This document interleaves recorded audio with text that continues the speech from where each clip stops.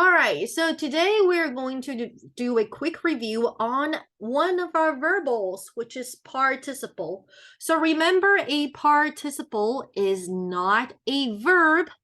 It is adjective function that comes from a verb. So we call that verbal, like our gerund and our infinitive.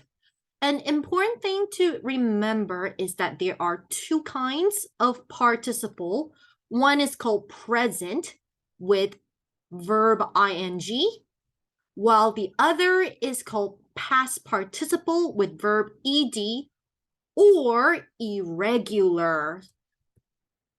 So past participles can be confusing because when you add ed, they look identical to our past tense verb, but you have to remember one thing. They're used as adjectives. All right. So what do I mean by past participles having irregular forms? We grew up memorizing the three forms of verbs, right? Like do, did, done, go, went, gone, know, knew, known, right? So in this case, the one on the right-hand side, these are past participle, but they are irregular. But they also function as adjective. All right, so avoid one confusion. I will say this again because I cannot stress it enough. Verb ing is not a verb. It is not progressive tense because we are learning English. The baby is sleeping. In this case, the reason why these are verbs is because they come with be verbs in front, and that's what makes it progressive. All right. So same thing with past participle. They are not verbs on their own. For example, we have finished our homework. I have known his secret for a while.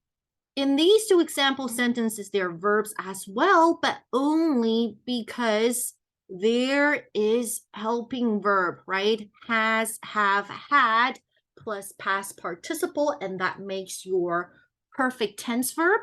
Or you can say Bob was hit by a car.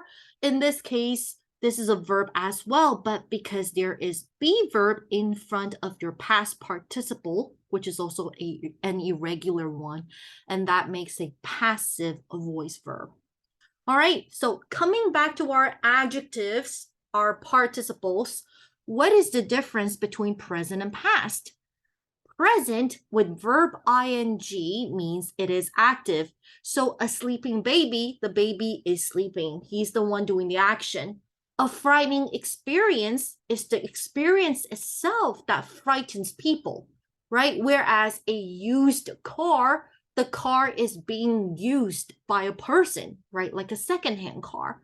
And the frightened child probably was watching a frightening movie or had a frightening experience. So he was the one who got scared by something, and that's frightened.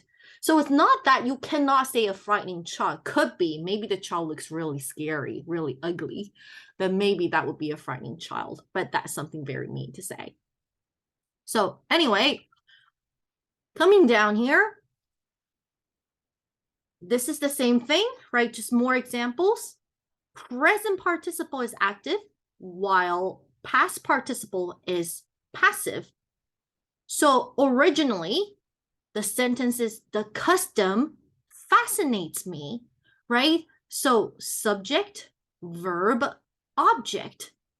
Now, this is an active voice verb. Remember, for passive voice verb, you have to have be verb like is, am, are, was, were, has been, have been, will be, so on and so forth. Be verb plus past participle, right? So this is active voice, fascinates. So you can change it to fascinating custom. Same thing. The essay itself won an award, so it is the winning essay, right? The baby will sleep. So all of these verbs are active voice, so it becomes a sleeping baby. What about passive? Well, we see that some movies are rated. Do you see this is be verb plus past participle, passive voice. So it would be X-rated movies, not X-rating movies, right? My leg was broken, past tense, right? Passive, be verb plus past participle. So it becomes my broken leg. And of course, I'm going to put a star sign.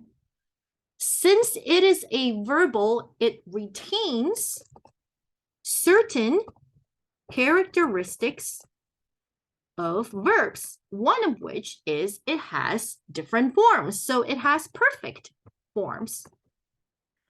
So we take a look here, the verb. The student had solved. What tense is this? This is past perfect. Had solved most of the problems without any help. In that case, you can change it to perfect participle, and that would simply mean having solved most of the problems without any help, the students were exhilarated. However, this is simply the same thing as after solving. So it indicates which event happens first.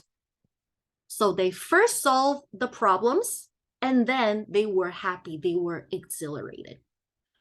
All right, and that is a quick review on our participle phrase.